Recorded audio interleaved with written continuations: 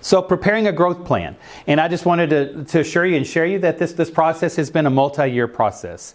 And we began over 2 years ago. And the first thing that we did was conduct and complete a strategic plan.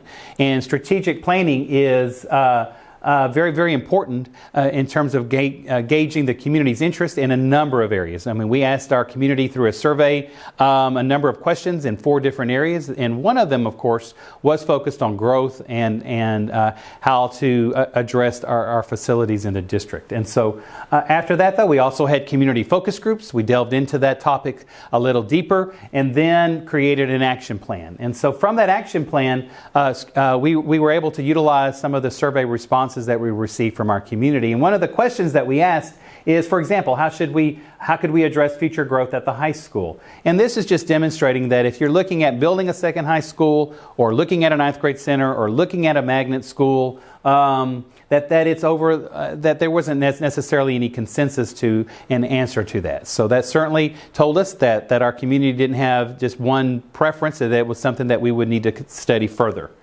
Another question, though, is how to address growth at the middle school level. And on the other hand, now, this shows much more consensus that we do need to look at our middle level education and expand it by possibly building a second middle school than the one that we have now.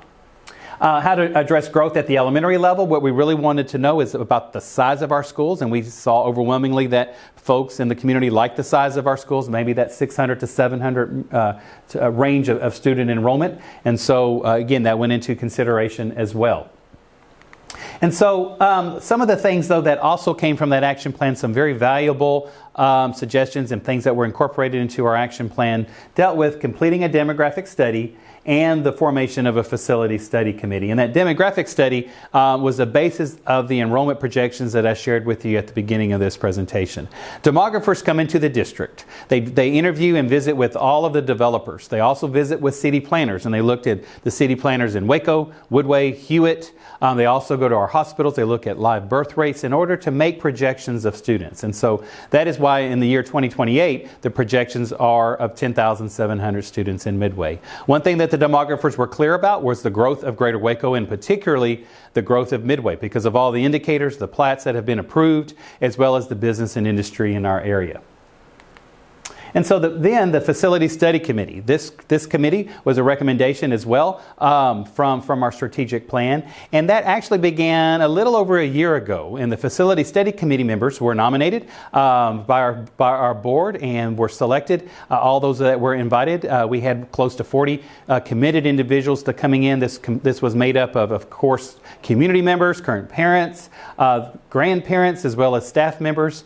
And they were a dedicated group of folks. They met at least twice a month from October all the way through the month of May. And they studied a number of things. And this chart here demonstrates to you what we studied.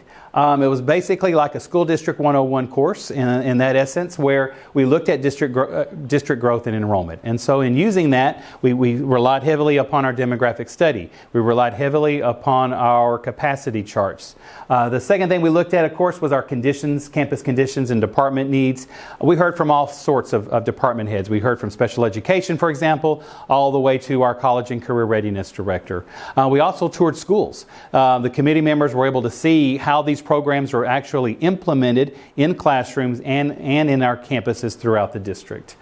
We also spent a lot of time with district finances. This can be a complicated topic, but we certainly had our own chief financial officer discussing the district finances, where we stand financially, as well as the district's financial advisor. And of course, we learned about our budget and the past and of course projections for the future, how that relates to the school finance system. In addition, though, our financial advisor talked about the district's current bond portfolio, as well as current bond rates and how that would impact us in light of property values of the district and projections of the future.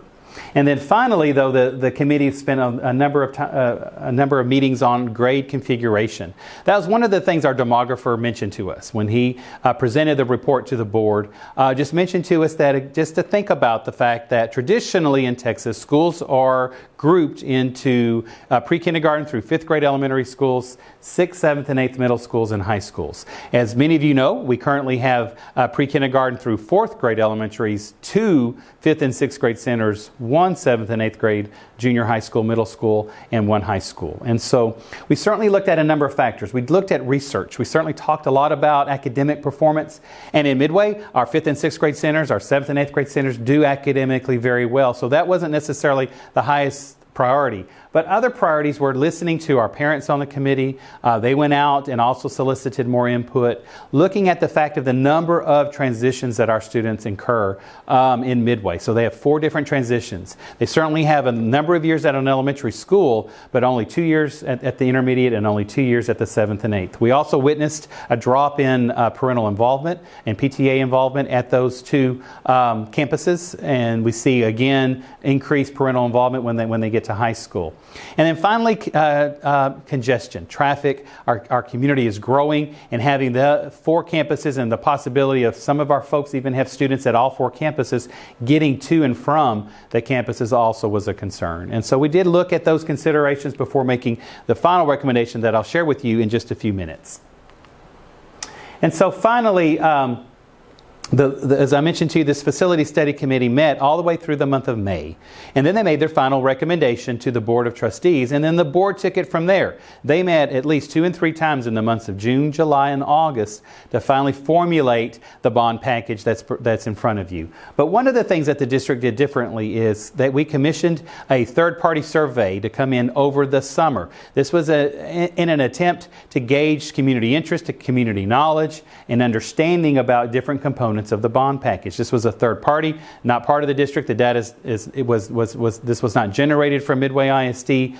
But these individuals that conducted this survey did a number of things through, of course, the internet and surveys of that nature, but also did phone surveys. We wanted to work really hard in order to gauge the community from non-parents, if you will, that demographic of the community that may not have, of course, students any longer in the district. And so we also wanted to hear their opinions and thoughts about the growth of Midway and the possible items that are included in the bond package. And so all of that information went in together before the board made their final decision to call the bond. And so this graph just shows it's a lot of things to digest from it. But basically, to understand, the blue box is just showing the different components of the bond package. And some of the components that were under consideration may have had more questions from those that responded to our phone survey and our online survey. And those were taken certainly to heart by the board before the final bond package was selected and proposed there at the end of August.